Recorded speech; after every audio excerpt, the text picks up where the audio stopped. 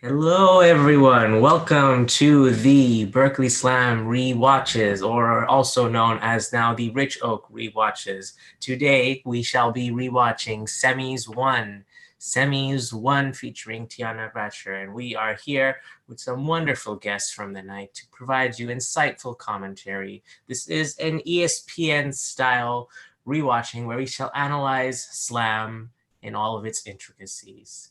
And now let's introduce some of the people here. We have with us. I'm not gonna call you these nicknames. I'm sorry. I can't say some of these. Colin. We have Colin. Hello. How is everybody? We have Javi. Hello. And we have Nicole. Hello. Woo. You know, we might have some other people popping in, some special surprise guests mid-stream, but we shall get started. As you can see, we have our wonderful host, Naz, and so I will commence the slam. Excited to be here. Welcome to the Berkeley Slam. Yeah. That's what I'm talking about. I see that some of you have spent so much time at home in front of the television screen that you've forgotten how to clap. Oh my God, I thought her earrings were white and black, but it was just the glare of the light. Help your neighbors out, because this is a live show. So, you like poetry?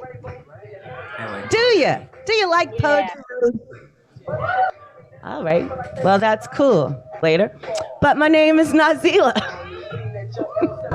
We about to have a good time tonight. Who's never been to a slam? Some history. Wow, Naz was, so many liars up in here. Initially the But for slam a few of you, master of the Oakland Slam, I believe, right, Colin? A slam is a competition. Each poet will come up here. Yeah, she was a slam master of Oakland Slam. Home. They will have a while ago, like 2014, I think we retired from slam mastering. 5 judges. There's a lot of history there. Yeah. Pay She's attention. also been like traditionally before Jazz stepped down. She was the if Jazz isn't here, I'm not these hosts. So the judges will score each poet on a scale of 1 to 10 using decimal points to prevent ties. The highest and lowest scores are dropped for a highest possible score of 30. I will talk to you more about that later, but before I do, I would like to... Here at the Berkeley Slam, we challenge the notion that anyone needs to be given a voice, or that anyone, anywhere can be a voice for the voiceless. Regardless of whether you vocalize, people are never voiceless. In reality, they are being overlooked and intentionally ignored. Our top commitment is to provide spaces where persons of any and all genders, sexualities, ethnicities, abilities, and ages can tell their own unique stories. Stories which convey the attitude, by the way, if your their video's on, personality, the whole world and can their see character. you because we are live right now. Right? Right. So turn the music down a little bit, just a tad. So I'm used to going to places now, and everybody goes and they want to create a safe space, right? Right? Don't y'all go to a lot of safe spaces? What I'd like to introduce tonight is I want us to make this a brave space. Because you're going to hear some shit that makes you uncomfortable. You really are. And you know what? Discomfort is okay. It's fine. From discomfort comes learning. From discomfort comes really, really productive conversations. And so I want all of us in here to be okay with being uncomfortable tonight. Now, if you're offended, if you have some really alarming emotional trigger, if someone physically threatens you, that's something that, you know, you should let one of the organizers or me know about so that we can, like, you know, assist you in whatever you need for that. But if you're uncomfortable, don't come up and tell me, because I don't want to hear about your discomfort. Know what I'm saying? I ain't your mama. Call your therapist. Do what you got to do. Take care of yourself. Because you know where your safe space is? Right here. So you protect your safe space. You are the person that makes yourself safe. Okay? That's I was just awesome. low-key bullshitting about that. Nas just don't want to be bothered with other people's shit. So, I'm curious though about what are people's opinions on turn like off safe your spaces fucking or in cell slam phone. or Do it British now. spaces? Pull it out. Make sure. Check that Safe shit spaces don't exist. off. Put it on silent. Not in a bad way. You are There are popular. safer spaces. Put it on vibrate. Stick it in between your legs.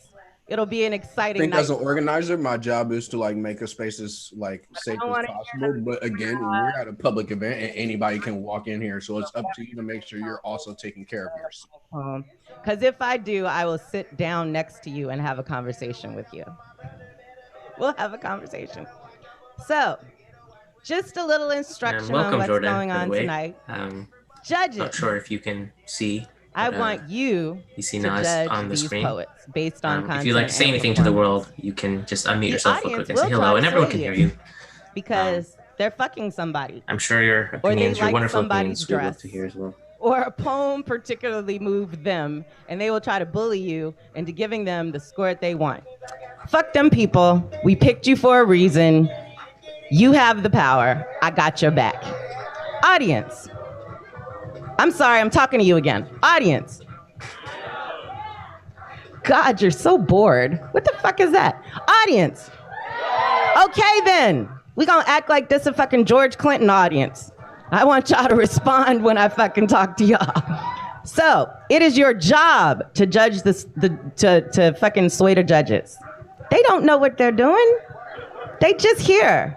We pick people. They gonna be drunk by like the middle of this round.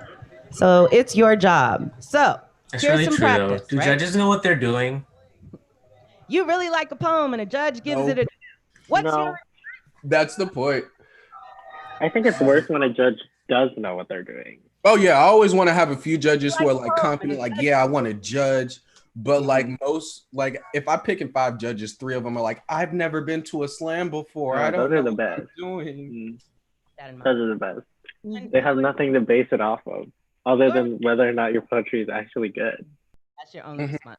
Which is great. Experienced judges do like math and calculus shit. They'll be like, in 2013, I saw a final stage where they used the same line almost. I'm like, oh my God, really? Just drink more. Yeah, and also I think if you can move and convey your message to someone who's never heard you or experienced your art form before, then your artwork is way more accessible than the person who can only reach the experts in poetry. True facts. You will pay attention to this poet. This is Has anyone had anyone experienced the whole finding judges struggle? Forward, you would give a higher score. Less than this poet. I guilt trip people. If I can't find judges in 5 minutes, I'm just like, look, we pay like the winners. Do you want to see artists get paid? Yeah, well, we need to make this a competition then. Or else I'm just gonna walk home with all this money.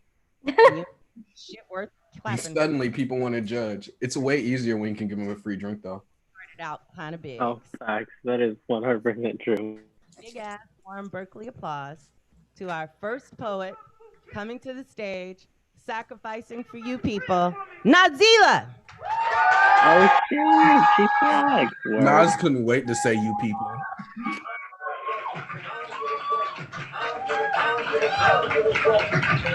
I'm willing to die for this shit. I done cried for this shit. Might take a life for this shit. I think Tina was the DJ this night, for any of you who are curious. Was Tina the DJ? Yeah, I was definitely not DJing. Me neither. The revolution is being televised, brought to you today by mainstream media. All across the country, the people are taking to the streets. The people are waving flags, selling swastikas, stabbing onlookers. The people are running people over in protest. The people say they're not gonna take this shit no more. They invite us to go home to Mexico, Syria, Africa. The people are afraid of being outnumbered. They are becoming a minority in their own country. They want back what they stole and they won't take no for an answer. The revolution is being improvised. White women all over America are taking a stand. They are checking permits and hall passes. There will be no more unauthorized barbecuing, swimming, vending, Airbnb vacations. No more hanging out at Starbucks or late night study sessions in Ivy League colleges. The white women say they shouldn't have to be afraid. They are all about keeping black people in their place. The white women say something if they see something black, attacking the monsters on a daily, armed with nothing but a mobile device.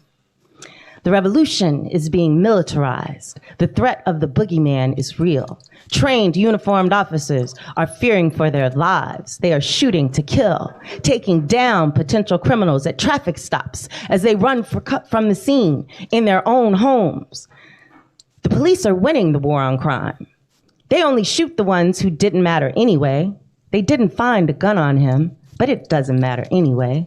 These brave men and women in blue are just doing their jobs, not homicides. The streets are being sanitized. The revolution will not be terrorized, colorized, or compromised. The revolution will be patronized, plagiarized, gentrified. The revolution is making campaign speeches, denying the coronavirus, making America great again. The revolution is not reality television, but televised reality. The revolution can be found on Stormfront, Breitbart, Reddit. The revolution is on Instagram and Snapchat. The revolution is on Facebook Live. The revolution is here.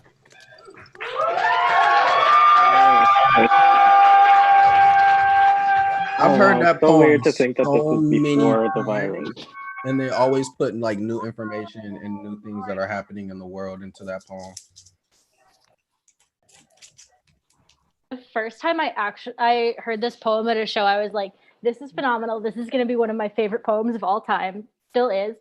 But like afterwards, I was waiting around and this random white woman walks up to me and is like, hello, fellow white woman. Were you as offended by that poet as I was?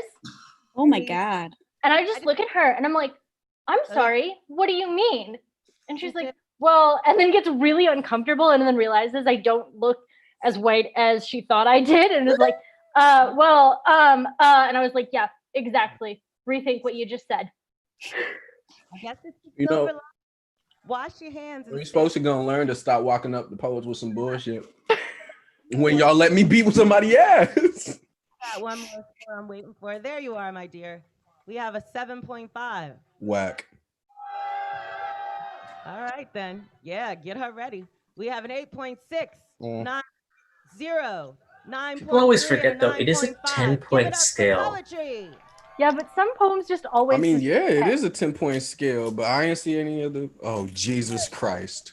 The first, did I mention this was semifinals? Oh, I think semifinals deserves a lot more applause. Semifinals part 1. It's motherfucking only part we did. Have and then come the in here world and slammed their hearts out. And the best coronavirus. of them have made it to this night right here to give you their best. Do you all hear about So, you better pay the attention. there's a Better new not be on swine your flu phone variant texting. Your apparently booty call should emerging? wait till later. Oh, yeah, this Yeah, get I saw that. Going up first is Damani, Colin, then Javi, Jamie, Jordan, and Nicole. So, I'm going to use a term called on deck. When I say on deck, you are not now, you are next. So now is Damani. On deck is Colin. Damani, come to the stage right now.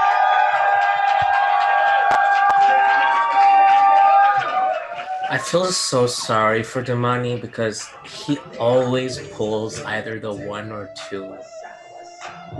Also, he somehow always just does really well anyways.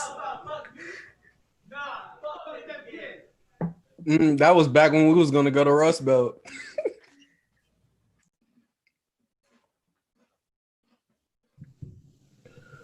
Content warning, assault. A series of lessons learned from Disney movies. Little Red Riding Hood.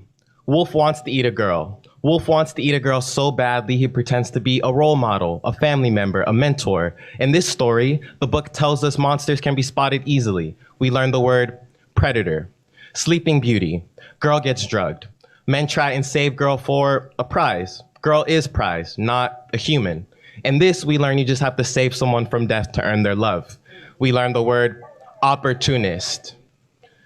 I think this is the perfect metaphor for my fear of intimacy. How I, after the first assault, gaslit myself into Little Red Riding Hood, someone that let danger in their own home. Story goes, I met a boy. We agreed to go home together, but the boy grew bored, so he takes and takes. In one story, I say nothing. In this one, I say everything you took, I want back, but it gets muddled in some fairy tale complex. Every problem ever presented in a Disney movie translates itself into a problem we know the hero will fix. Not the work of community, linguists, therapy, every sequel made to patch up the issue. What happens when there is no hero? Just someone waiting for the story to end. 2. I'd like to go back to the beginning. I'd like to start a new poem titled, in which I tell Disney they need to make a movie about assault and the things they teach boys. So I enter the office all wide-eyed and starry night. They ask me about my idea. So I say it's like Little Red Riding Hood. A wolf wants to eat a girl. A wolf wants to eat a girl so badly he pretends to be a role model, a family member, a mentor, except in this story, the wolf can only have what he asks for. So when he asks for a piece of the girl and she says no, he leaves, and that's the movie. They don't like this idea. They say consent is not how you make movies. I say consent isn't what happens after the climax. They say besides, that's not appropriate for our audience. Assault is not a word you teach children. I say it can be. Repeat after me. Coercion is not consent.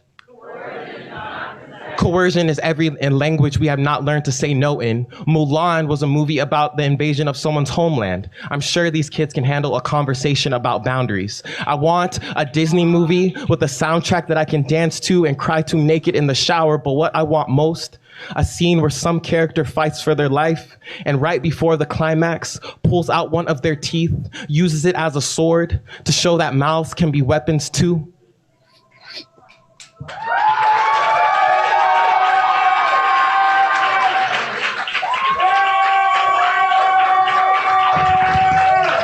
Damani, y'all judges, let's see some scores.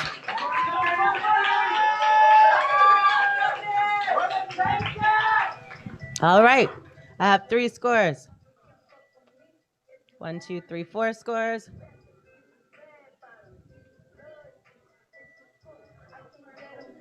5 scores. We have an 8.5, 9.0, 9.2, 9.2, and a 10.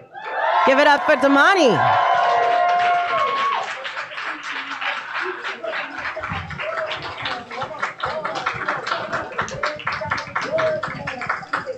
So just keep in mind, number 1, judges.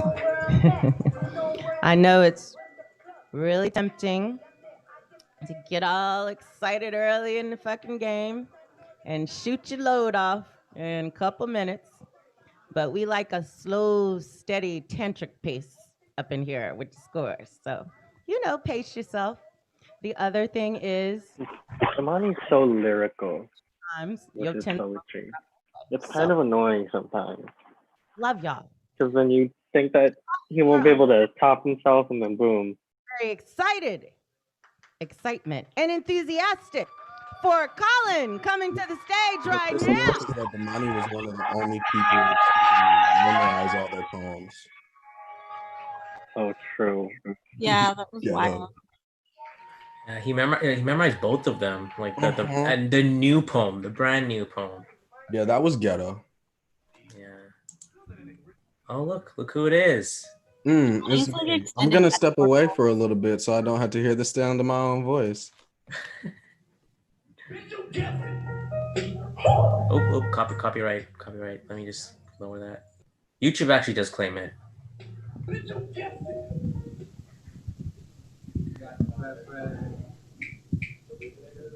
my best friend! I saw that guy on YouTube. Classic Tino. So I'm tired of white people complaining about reverse racism. So to respond, I've just decided to actually be reverse racist. I'm serious. When I see white people walking down the block, I fucking cross this street. I lock my car door when they walk past my window because you never know what they'll take from you when you leave your valuables out in the open. Like, what if they want to shoot me or rob me of my rights? So I clutch my bag when I'm on the elevator, subways, or the bus. When we make eye contact, I make my lips disappear. Just to show them exactly how much their skin makes mine crawl, and they never notice a thing. Like they wouldn't know racism even if I called them a nigger. And yes, I've tried that too. Point is, they don't notice the racism because they never had to look out for a racist. Never had to learn to tell the difference between the sound of a locking door and a cocked gun, of an itchy trigger finger and a clutch bag. There is no difference between the lipless smile behind each. The difference between racism and reverse racism is the element of fear. So what exactly were you afraid of, Chad, when the black kid called you mayonnaise boy in elementary school? Did the chorus of laughter feel like a firing squad?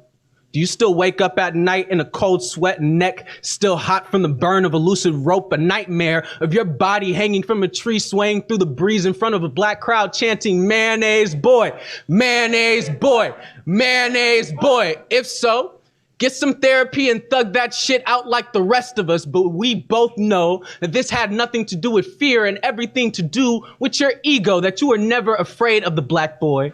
Just being less than the black boy, being less than on top, toppling down the rest. And when you make it there, to the top, walking down the street, headed to your newly gentrified apartment, I'll be waiting for you with a flashlight and a neighborhood watch hat on. Like, what you doing here, boy? We don't like you in this neighborhood, boy. We don't like your kind around here, boy. Don't cry. This isn't Uno. You don't get to reverse this race card. Just pull yourself up by your bootstraps. Be glad we haven't cut them yet. Feel the sting of having to look up at yet another black boy looking down at you. For the stench of humiliation burn your nose each time you breathe, and realize that through all this, you are still fucking breathing. So it can't be that bad, right?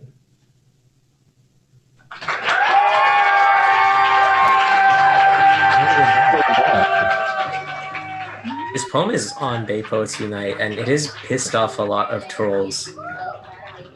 All right, so you know it's a good poem. Yeah, they was in my comment section getting roasted. You got 1, 2, 3, 4. That's how you know you're doing it right. Calling them out. 9.0. Not gonna name names, but 9.0. some interesting trolls recently. 9.7. And Dave, where you at? Up for Colin. Yeah, Colin. I say names. You was up in my comment section. All them comments is public. So it looks like we're telling y'all shit all night. It's true. They can go find it. Y'all don't know shit, so I gotta tell you. The food here is amazing. How do people normally react, like, to pulling a 1 or 2, starting off early in this time? I strongly suggest you take your hungry ass over there and order you some. I feel like I jumped straight to the depression stage of grief. Just kidding. I think it's funny. Anytime I get the 1 or the 2, I'm just like, oh, work. Of course I would. It like calms the rest of the nerves that I have for whatever's happening, because it's so ridiculous that it kind of helps sometimes. You buy at least one. For the one, I'm like, well, I guess we're doing Tootsie Roll racism. I don't drink anymore, but I've been told that the more you drink, the more you enjoy poetry. So I think that it normally doesn't bode good things score-wise for me, but I'm trying to move away from that and kind of just take it as a challenge. Women's Month in this bitch. Sometimes you just gotta think maliciously, Think of the person who's number 2 if you're 1, and be like, how can I screw them over as much as possible? Room full of women. Mentally. Like, how do I do so well that they're terrified? Javi, that is me anytime I go directly after you, of just like, oh shit, I really have to say like my absolute best. Facts. Not Corona, but I want you to go up to a woman and I want you to thank her for her existence. Because without her existence in general, there would not be your existence in specific. So we'll go ahead with that. Jamie, you are on deck. Please clap very loudly and vigorously for Javi. Javi's coming to the stage. Wait, go do that now. Yeah, that's just a good. It's Javi Nero.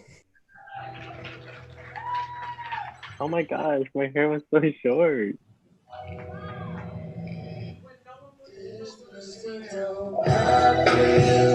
Copyright, copyright. Damn, I'm really mad that the mic picked up all these songs.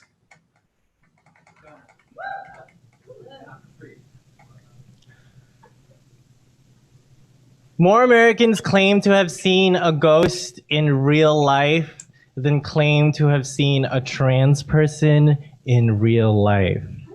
But the gag is, they're the same statistic. What is to be trans but to be a ghost? The very word for allowing light to pass through you is transparent.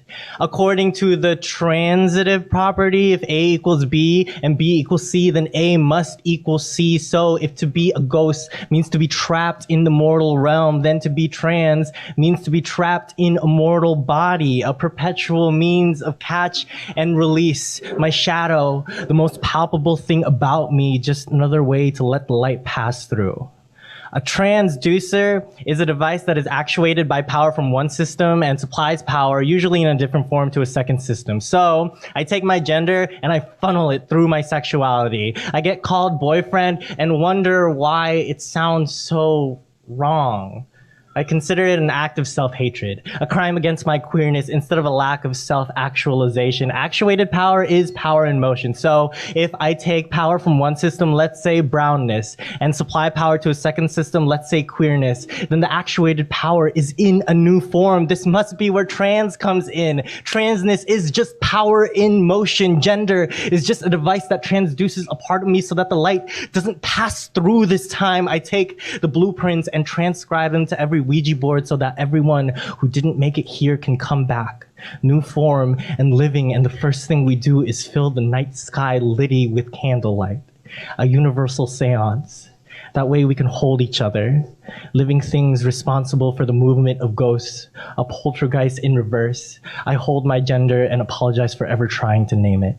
I alchemy my masculinity into everything my mother thinks she does not deserve. I find the right pronouns sprout from everyone's lips that I touch, and even from the good earth, but no. Only in a perfect world would ghosts and trans people be the same. See, in this one, when we die, free from a world that already thinks of us as ghosts, what reason would we possibly have to stay?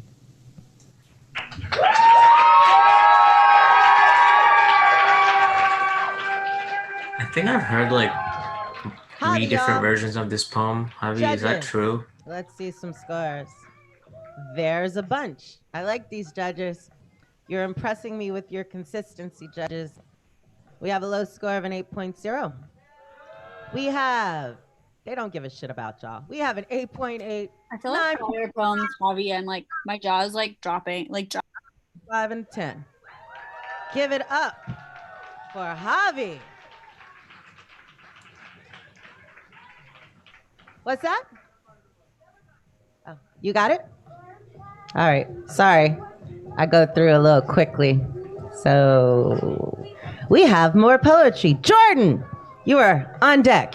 On deck. But coming up to the stage right now, please put your hands together for Jamie. Coming up here right now. Hey, it's Jamie.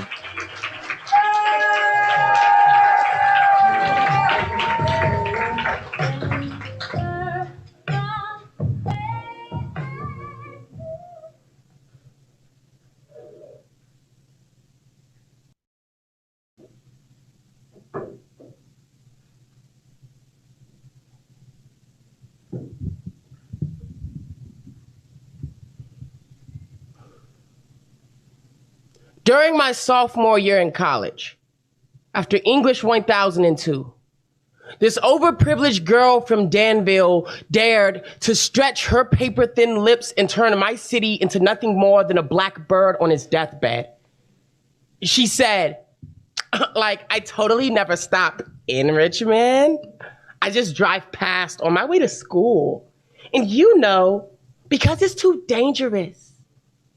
And until this day, an ocean of anger inside of my chest wishes I looked her dead in the eyes and said, my city is not a buckshot loaded into the barrel of a shotgun. My city is the city of pride and purpose. How dare you deem it worthless?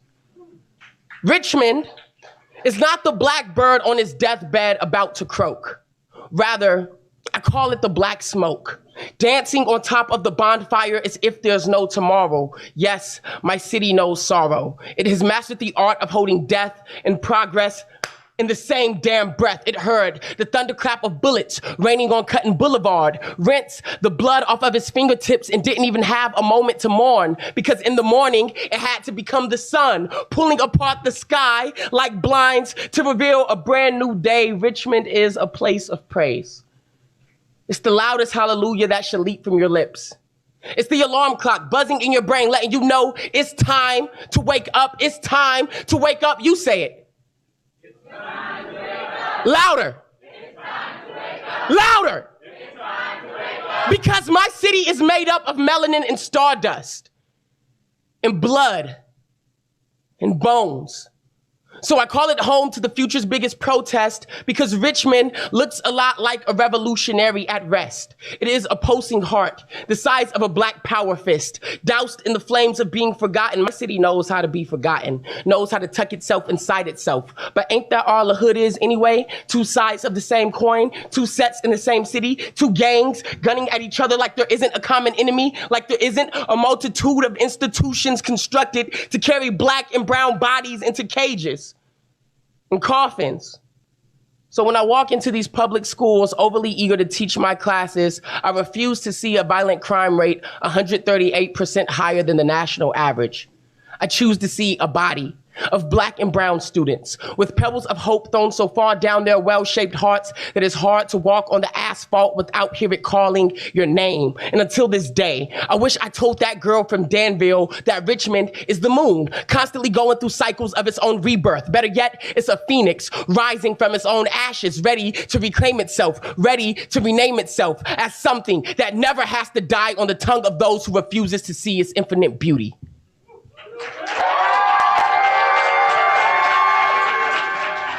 That was Jamie.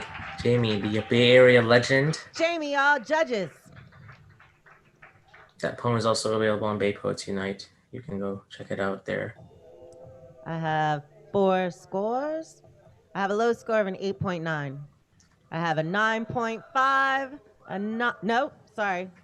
have a 9.0. Then I have a 9.5, a 9.6, and a 10. Give it up for Jamie. I'm curious, has anyone here tried the audience interaction thing? When I used to drive for Lyft, because a couple poets have done it so far. Uber. When I used to drive for Uber, also did that. I used to have to take people out to Richmond, like pretty late at night, and go to the hood. And of course, I wasn't scared because I'm just some black girl. They ain't gonna fuck with me. But you know, I love Richmond, but the problem with any city like Richmond is not the people, it's the amount of money the city actually has for services. And my issue with Richmond is what them streets is towed up. I was like driving around, I'm like, I'm about to rip up my tires. This is whack. It's whackness. Somebody need to come up with some money and fix these fucking streets. But to be fair, they need to fix the streets in East Oakland too, so who am I to talk? The problem ain't crime, it's potholes, y'all. It's potholes. That's what we're working with. Nicole, you are on deck. Please be very excited and enthusiastic for Jordan coming to the stage right now. Woo! Jordan, it's you.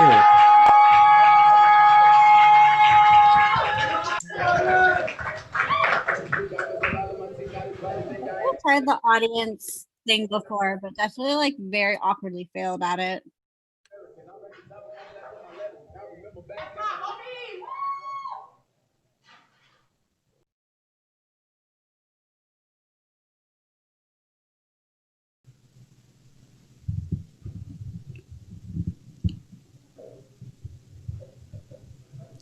My community talks about the Holocaust like we are still living it.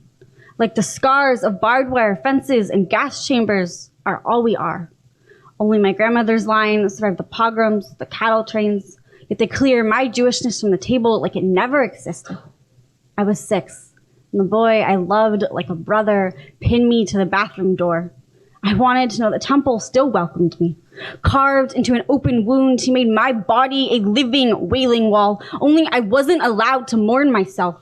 Every morning there were more names to grieve, synagogues lined with plaques for the little girl that died inside of me a long time ago. This house was built with the wood of tikkun olam, Hebrew for repair the world. Our value should be the compass guiding us home. Doing better than our ancestors is in our blood. Some of us begged to be included in Judaism, a community narrative of survivorhood, wished for it to see us and know we were the same, wanted to know how we could survive 2,000 years of persecution without falling. I prayed to any God listening that I could learn how to survive without taking from someone else's survival. When I break the silence about occupation, demand Jewish communities stop ignoring Gaza, the world's largest open-air prison. Demand they stop condoning bulldozers in Palestinian kitchens. They call me a traitor. I'll never sit Shiva for mass graves or bodies turned to smoke, but communal trauma is not reason for more murder. Yet my ancestors' bodies are used as currency to secure more pro-Israel votes. The Jewish people have known suffering intimately, but our grief has grown larger than us. How broken must we be to use genocide as a weapon, to claim the West Bank as spoils of war, to starve hope from another people because we almost lost everything, to make Palestine feel as helpless as we once felt.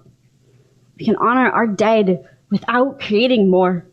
Moses once told us to mark our doorways with blood to protect our children. We desecrate his memory, decorate our doorways with the blood of Palestine in the name of a Jewish homeland. I was never allowed to claim Jewishness, but I was supposed to wear anti-Semitism like a crown of thorns. The Judaism I love knows no matter how many times it screams me silent, covers my mouth with blood-stained hands, I have to keep speaking. Fermented pain turns people into monuments of grief, turning graveyards into weapons. Israel makes orphans of children and incarcerates them for being angry. I could not be silent about the Palestinian headstones in Israel's backyard because as a child, a boy silenced my body into an open wound and I could not survive that way. Judaism is no home for me if Palestine is sacrificed for the foundation. We need to let the Shoah fade from our arms. Living is how we beat the Nazis, not bleeding Palestine. If we don't end apartheid now, when?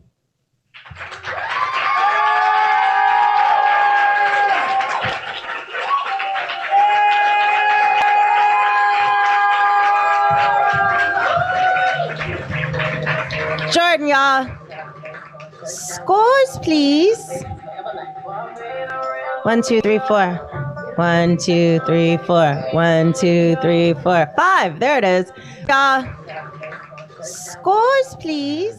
Jordan, is there anything you want to say 1, 2, 3, 4. or add to that? 1, 2, 3, 4. 1, 2, 3, 4. 5. There it is. We have a low score of an 8.3. Proud of people. How do you feel? Right now, Israel's is trying to annex again the West Bank and in occupied territories and even more of East Jerusalem. So folks should definitely, there's a bunch of like petitions and stuff like out right now trying to push like especially like US Congress folks to like definitively like condemn it and not support it and not support Netanyahu's like plan to do that in his government. So folks should definitely go and look that up and like post about it on Facebook and put it on social media. Like don't let it just like become another headline. Some people are Facebooking and chilling because I want to say so my friend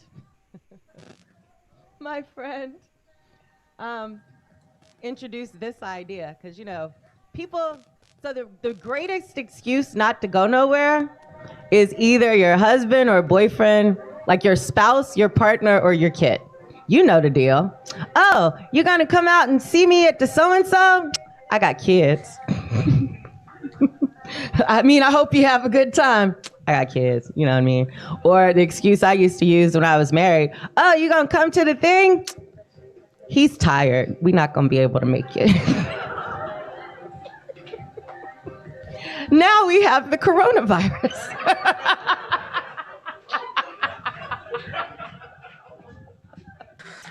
Baby, you coming to the family reunion? How's everyone handling their quarantine? That's a large. Shit is ghetto. I want to do hood rat shit with my friends. Our next poet coming to the stage. Please, excitement, enthusiasm, Nicole. Hey, look who it is.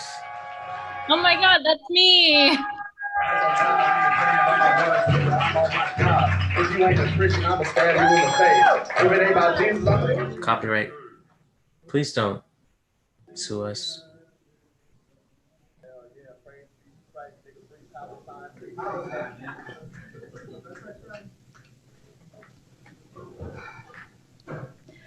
The rape apologist says to the survivor, he's not blaming me, just the red solo cup for being so irresistible, the game for being so much fun, my hand for being the perfect fit for the cup, my mouth for wanting to drink, my blood for having such a high alcohol content, my voice for saying how much I love the taste of my own drink. My words, even though they didn't tell you the best way to try my drink was to kiss me, and you for kissing me anyways. He's not blaming me, but asks what I was wearing in the same breath. He's not blaming me, just the clothes I was wearing, how I wear them, because my confidence was just so attractive. He's not blaming me, he's just blaming me for loving myself and dressing how I want. He's not saying it was my fault, but tells me I was foolish for thinking my own bedroom would be safe. Blames me for feeling comfortable, blames me for mistaking comfort and safety. He says it's not my fault, but says there is nothing sexier than a girl who is comfortable, as if comfort means I've let my guard down. The rape apologist asks me his name, as if the name of my rapist absolves him of all guilt. He asks me, I'm sure, as if I don't know my own body.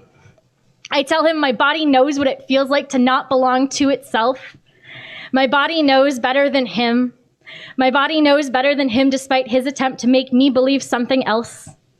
The rape apologist blames everything and everyone except the rapist, but says he doesn't blame me. Says not all men, but asks why more rapists aren't convicted, but doesn't ask why his behavior enables them to walk free. Doesn't ask how he represents something of a larger problem. The rape apologist is right, though. Not all men are nice guys. Not all men will walk me home without an ulterior motive. Not all rapists will be convicted. Not all rapists will even see the inside of a courtroom. The rape apologist says he doesn't blame me, just everything about me. Says it's not my fault, but he wants to say it is.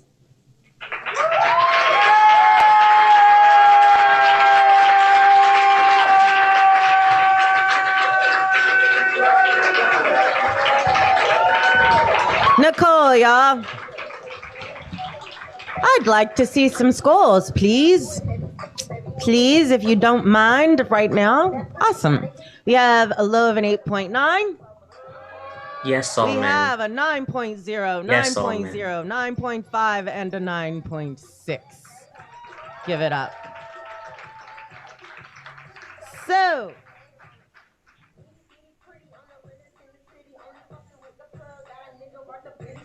do you know what this is? It is a tip jar. That's because you can read. You're sexy because you're literate. So, this is a tip jar. As you can see, it's empty. Emptiness makes me sad. And I'm a little mean when I'm unhappy. So you want me to be happy, don't you? Right. Costs a bit to run this organized event for you nice people. And so I'm gonna ask you to put your extra money up in here. So basically, I would like to point out that someone left from the viewership when I made that comment. You're gonna go order some food. You're gonna get you a drink. This is all the things that you're about to do. So, Colin, which how comment? The yes all men comment. Also, in the spirit of Sounds like somebody's mad. living, Probably, Berkeley Poetry Slam has a Patreon. Poor baby. This is Yes. So Patreon, I almost thought about doing it, but I It's don't like Patreon. that. I was gonna bring up Patreon now, but Patreon I don't know. Colin, is you a want to shout out Patreon? where an artist, Who, me? Yeah. What is Patreon? I've never heard of it. So Patreon is a platform that allows people to donate monthly to different creators in their community. Rich Oak Events has a Patreon. You can support us doing various things like supporting different venues, supporting our workshops, supporting our DJ, supporting individual poets to be able to come into the show for free. In fact, we are running a campaign. Do we have 30 I need a benefactor. patrons? No, not yet. Not Where yet. we at? I think we're at 27.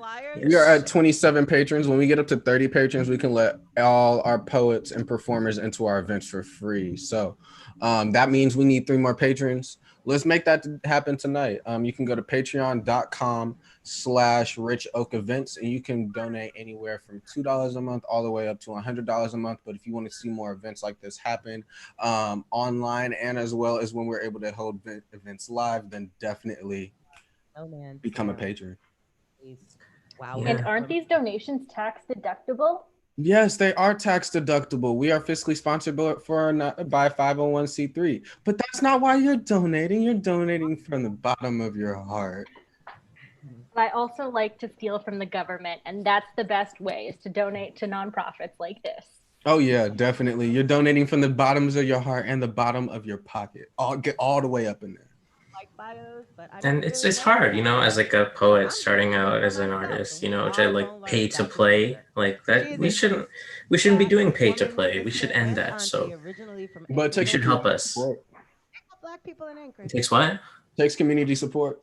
Yes, that's what it does. That's what it takes. And your support can help make that happen. No more pay to play. I'm sure that everyone here has feelings on pay to play, especially in the poetry world, because it's everywhere, not just in slam. 5th at the National Poetry Slam in 2016. Also, artist communities have been hit really hard, especially with COVID. So yet another reason to support artist communities and support your local artists. Mm-hmm.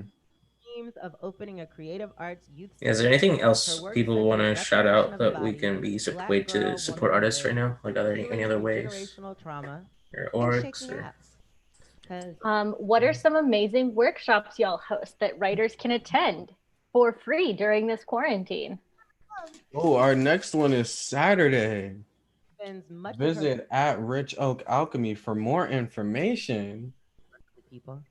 This is true. There is a workshop, a free workshop. Mm-hmm.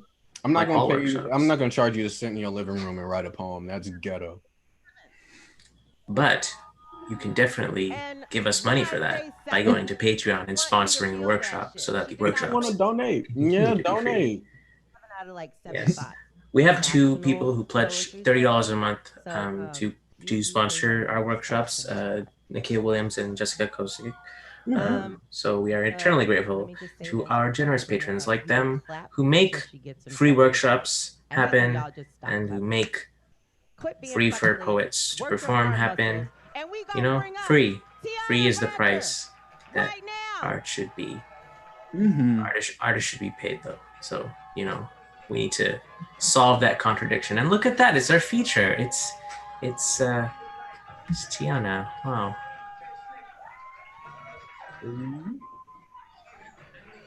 Tianna's a great poet. They were on the Root Slam twice, I think. Twice. What am I saying? Twice. They were on a team with me. What am I saying? I'm a horrible teammate. How y'all doing? Okay. Hello, I'm Tianna. And I'm gonna read the poems. Thank you. Wow, thank you.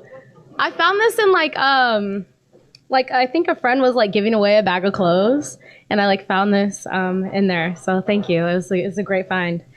Okay.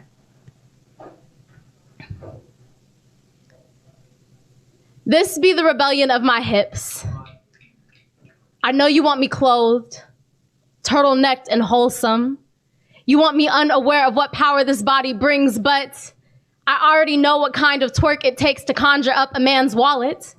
to make him pull my rent from his paycheck. So this be the rebellion of my bruja. Throwing my ass in a circle be a spell that makes men empty their pockets. And this be the rebellion of my tongue. You hear this black girl speak and say, she's so smart, so well-spoken for a black girl in a G-string. And I'm like, yeah, I can isolate my ass cheeks and speak impeccably. And I see you gawking at me. Jaw unhinged by bewilderment, as if black girls ain't been educated, as if black girls ain't invent twerking, as if black girls ain't always had to hustle. I be a local activist, college student, retail associate, and any other underpaid worker by day, an exotic dancer by night. This be the rebellion of my pockets, wallets, and bank accounts. I am no longer in the business of serving men for free. You see, all my labor from emotional to entertainment comes with a price. Every twerk be a prayer for my wealth, my ass always in conversation with God, my body no longer a sacrifice but an altar, something sacred and worth worship, something to regard as holy and treat as such. This be the rebellion of my ass clap. A round of applause for me.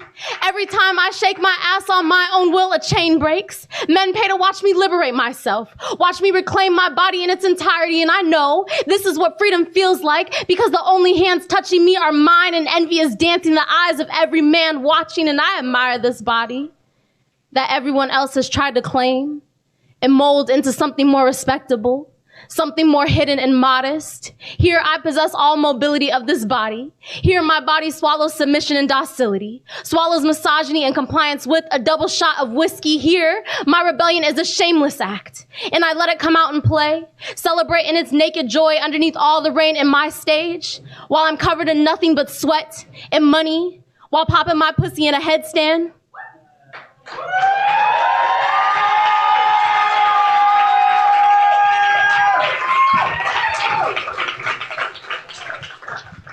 Was the sound okay? Can y'all hear me? I don't love Tianna, everyone. Cool. You can also see them at the Root Slam. Hello, hi. They're an organizer at the Root Slam.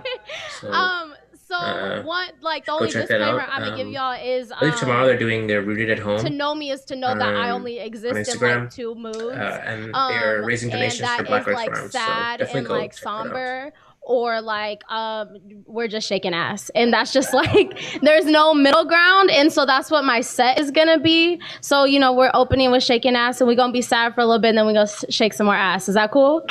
Just so just so you know where we're going. Tight.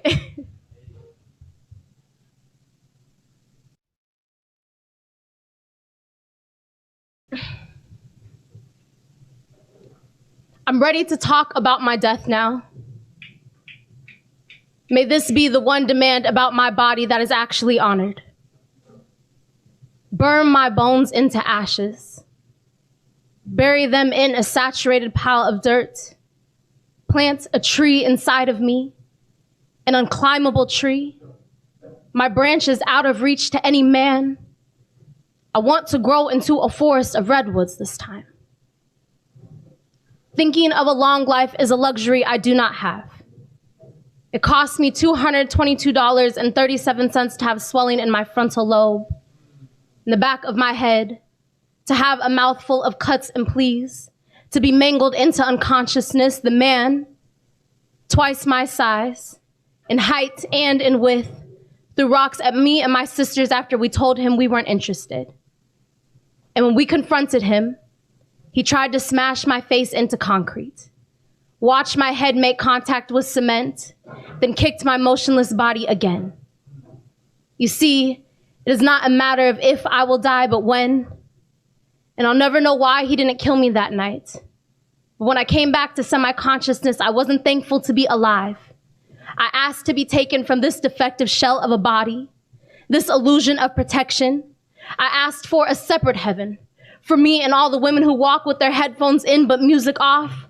For the women who always have a hand wrapped around a bottle of pepper spray. For the girls who are always running but can't seem to escape. For the girls who have to decide between taking the long way and walking past a group of men. For the girls, for 12-year-old me, who is still scared to walk home alone at 3 p.m., who is now being followed down the street on the train right into her nightmares. I asked for a separate heaven, a manless sanctuary, one where we do not have to teach our girls how to scream, but all I could imagine was this forest, because everything else I'd like to be become has already been touched by a man, and by touched I mean destroyed. So when I die, I beg to be given back to the earth, to be camouflaged behind vines, tree bark, and a thick eerie fog that whispers men are not welcome here alive. And for every man we bring down with us, drag a knife down my bark, cover my trunk in their blood, so if their brothers ever stumble upon this forest, they will know that they are not welcome here. And for the man who murders me, who unhinges my body and bathes his hands in my blood, who swallows my last breath with ease, he must be brought to this forest,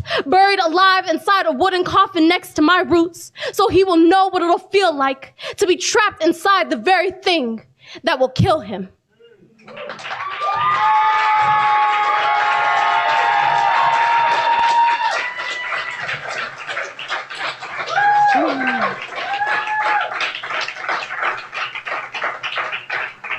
Awesome. Who is are you my timekeeper by any chance? Who's my timekeeper? Beautiful. Thank you. Okay. Thank you, Fortina. So I'm going to read a couple poems from my chat book. This is. I do have them for sale. Thank you for asking. They're $10 to $15 sliding scale. Only $10 to $15. You can't afford not to buy one. Right. And so, yes, I have copies if folks want to buy them. I also clearly work for tips. And so if you just want to tip me because I entertained you tonight, I also accept tips, right? So maybe you're I'm not rocking with the book, but I want a tipper. Here's $5. Here's $1. Here's $100. You can just give me whatever you want. I have Cash App, Venmo, PayPal, Apple Pay. I take cash, all of that. So however you want to give it to me, I will receive. Y'all better pay Black women during Black Women's History Month. Wow, Black Women's History Month. That's beautiful. Yes. Yeah, I like that. Absolutely. Yes, what Fortino said. I receive. So yes, but I do have chapbooks for sale for those of y'all that want to buy them. I'm going to read a tiny short poem, maybe two of them. So this one's called A Lesson on Healing from My Mother. The skin on my forearms is a flaking, tingling inferno. I grab a pair of jeans, a towel, a washcloth, anything rough enough to scratch off my rind, scrape it across the hollering area, drag my arms across the tweed of my mother's good couch. She finds me without epidermis or sense, hands me triamcinolone, and I throw it into the fire. Tell her it burns. Good, she says. That means it's working. Any of y'all got eczema? No? Oh, hi, hello, hi. Solidarity, wow, absolutely. It's hard for us out here. I don't know how you're doing, how anybody's doing. I've been up in I wash my hands regularly. I don't know about y'all. I wash my hands regularly, okay? But, I've been taking the extra hand washes here and there and the hand sanitizer or whatever. My skin is breaking out, y'all. So I've been trying to stay moisturized and whatnot. So, in addition to washing your hands, also moisturize, also drink your water, take care of your bodies in this time, take care of yourself. So do the things. This one is called A Child Blistered into the World. Through split lip, blackened eye, icy winter, unattended piles of regret, broken skin, cheek bruises, closed fist, open palms, and unanswered pleas. Her name is a callus she is still learning to smooth. Her breath an incompetent white flag. When my mother says I have his face, I can't help but wonder if she's detested me. If so, how many times has my smile reminded her of his crude tongue? My rage, like this body, an inheritance from both my parents, does not know who it belongs to.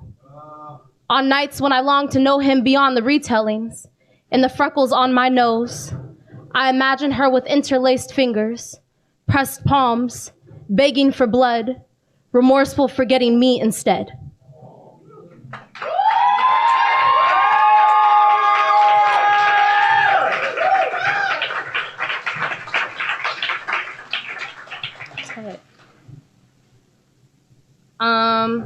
I think I have time for two more. Yeah, two more. Beautiful. So I'm gonna read another poem. And this, obviously, LOL. This one is called A List of People Who Did Not Kill Me. And it starts with a quote. We are all only here today, not because what does not kill us makes us stronger, but because what does not kill us does not kill us. Sam Sachs. 1. I am alive because a man chose not to kill me. Or I am alive because his friends chose not to let him. Anyhow, somewhere I am the joke in the smoke session, or the car on the way to the function, or at the pickup game. You remember when you kicked that bitch in the face? Knocked her ass out? Dumb hoe thought she could say no?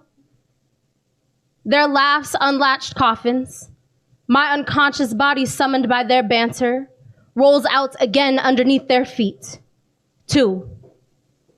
I am alive because a man chose not to kill my mother, or because my mother hit back. Anyhow, my father says I was made out of love. I know my anger to be birthed through his knuckles, body birthed through split lip and blue bruise. Our blood always squaring up with my veins, trying to extinguish all the breath in my lungs. 3. I'm alive because I put the razor blade down, or because my ex finally showed up for me. Anyhow, everyone says I'm happy you're here. For months, I woke up in rage, asking the earth and sun to clock out, to surrender even, ask the stars to will me into a black hole, even ask God to adopt me. And some days, when a knife glistens too bright, I still search for his signature. 4. I am alive because my mother did not pray hard enough, or because God doesn't believe in us anyhow.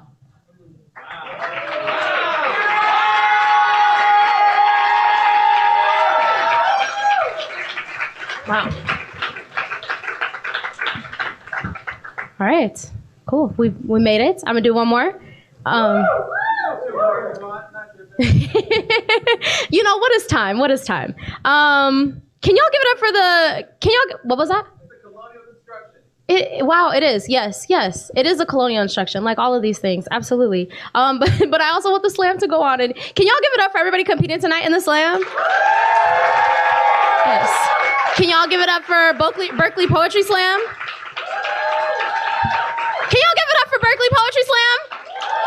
There we go. You know, I really appreciate this venue. This is a venue that I've been coming to since 2014, 15, one of them years. It's always been a really sweet space, and I'm excited how it has grown and changed and like has always held me and has always called me back here. So I'm super appreciative. Thank you for sending me to WAUPS. And all of the things and supporting me through that. Super glad to be here with you all, and thank y'all. This audience, can y'all give it up for yourselves? Thank y'all for holding my work and all of the things. So I'm gonna do one more poem, and then I'm gonna let us get back to the show. Does that sound good? All right.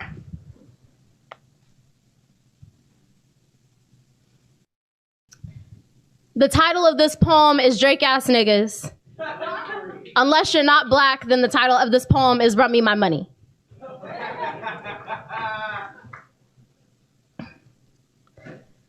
To all the men who ask me for my real name and not my stripper name, what is knowing my real name going to change for you? Whether it's Tianna, Alex, Diamond, Peaches, Cherry Pie, or Rose, this ass still gonna shake the same. A lap dance still gonna cost $20. And I'm not here to get to know you better, so shut up and run me my money. And dear all you Drake ass niggas sitting at the tip rail whispering to me that I don't have to do this, who come into the club to try to save me or fall in love. I did not clock in to find a boyfriend or be the next Aaliyah, Alicia, or Bria off the single on your new mixtape. This is not a rap song, this is my job. And according to my rent, tuition, dreams, aspirations, and refrigerator, I do need to do this, so shut up and run me my money. And to the man who told me my hair being in a bun looked like I didn't put any effort into it, AKA my boss, AKA another white man who has told a black woman how to wear her hair in the workplace. You have never laid edges before, or managed to slick your baby hairs down just right with a toothbrush, or just brushed a black woman's hair back before. You see, all these things take effort, just like holding my tongue. But I shouldn't expect you to know anything about effort since you've been balding since you were 13. Today, you are a lucky man. You are lucky I need this job. You are lucky I tucked my wrath between my teeth and clenched my jaw instead of my fist, so shut up and run me my money. And to the men who think my job is so easy, To the ones who think that they could do a better job if they were a woman. Never mind the dancing, the bruises, the unwanted groping and sex offers. And never mind you sitting with the man who prefers you quiet and naked, submissive and silent, as he spews his white privilege and fifth beer all over you. The only thing you could do is use a cocktail napkin to wipe yourself off, and you just smile to hold back your tears of rage. Do you know what it means to be a queer black woman with an understanding of cis heteropatriarchal capitalism and be a stripper? It means removing my tongue, trying to hide my identities in a G-string. It means some nights will be spent crying because no one wanted to dance from the black women, but all the white women went home with racks. It means entertaining my oppressors. And speaking of oppressors, do y'all know how hard it is to dance for someone who has voted for Trump? I mean, white men be my #1 enemy and #1 customer all at once. I service men who believe that serving them is not an actual job. Like I'm not literally bending over backwards to put a smile on their ungrateful faces. They see me as something to possess, something to own, not someone to pay. So instead of telling me my job is so goddamn easy, just shut up and run me my money.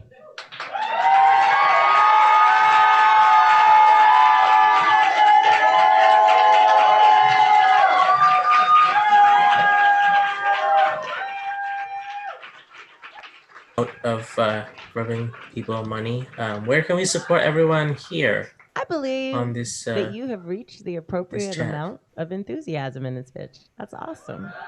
I'm very proud of all of you. Who wants to go first? For doing your job. So, give it up for Tianna. You also don't have to promote or plug anything. That's fine.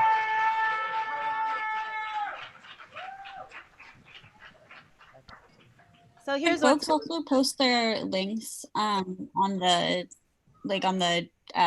event page, like where people are like watching, so that way it's easier for people to grab them.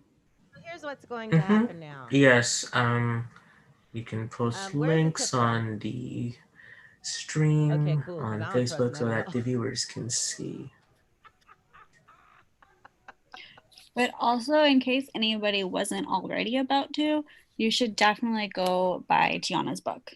If you don't have it, you definitely need it, and probably most of your family members need it also. So, or amplify or tell other people who can to get it. / I think other people in this thread also have books, and you should also get their books. Well, no, don't use cash. Use your And card. into that, I have, for those of you who want to get Tianna's book, I believe you can reach them on Twitter, Instagram at Nanny Bratcher. It is in the comments. You can see it there, and you can reach out and ask them about buying the book, and they should have the information you need for that. They can probably ship it to you. So definitely do try to get that. They do have a bomb-ass salad. So don't sit up there and make excuses, right? So that's what we're doing. Bathroom break, drink break, meal break. You'll smoke them if you have them. Oh yes, on that note, meals, the Starry Plough, our home, the Berkeley Slam home, is in need of support because COVID has closed down everything. They have a GoFundMe. You can go look up the Starry Plough GoFundMe. In order to keep this business open, they need your support. They are also selling gift cards. So, you know, if you want to like give them some support now so that they can show up, you know, later. Because COVID has closed down everything. Double audio. That's weird. But yes. Yes, do go to that Google Starry Plough GoFundMe so you can support the Starry Plough. We would like to be at the Starry Plough till the end of time, as we have been there since, how long have we been there? Does anyone remember that? Javi, Colin, how long have we been at the Starry Plough? Forever. Since 1998. There's always been at the Starry Plough. It feels right. Wait, what? Okay, no, yeah, I've heard 1998. Yeah. Anyways, I believe that we shall probably find this is probably a good place for us to stop. But we do not end here. We will be back next week for Greetings from Queer Mountain on Tuesday, and on Wednesday, the Berkeley Slam, yours truly. Both days we will be doing showcases of Black artists from around the Bay and fundraising $1,000 for the girls. So definitely do check that out, and don't forget to donate for that. It's really important. We already have a few donations coming in for that. Yes, I've seen it. Thank you to everyone who has donated. And I believe we're going to be doing Founder Speak soon, right, Colin? Yes, Founder Speaks will be not this upcoming Saturday, but the Saturday after. Yes. And what's the topic again? If I am not mistaken, the topic is patriarchy within the Black community. That's going to be a mini series that we do. So we're going to have a couple episodes coming out about that. Yes, indeed. Exciting things are coming. So do stay tuned to that. We will also the Rich Oak Alchemy virtual mic this Saturday. Yes. On Instagram at Rich Oak Alchemy. Sign up for that. We still need performers. So go to @Rich Oak Alchemy on Instagram for more info about that. We should also be posting a new poem on Friday on Bay Poetry Night. So do keep a lookout for that. And with that, unless anyone else has any last words or wants to say bye to the people, we will be. Bye, everyone. Yes, bye-bye, everyone. Bye, everyone.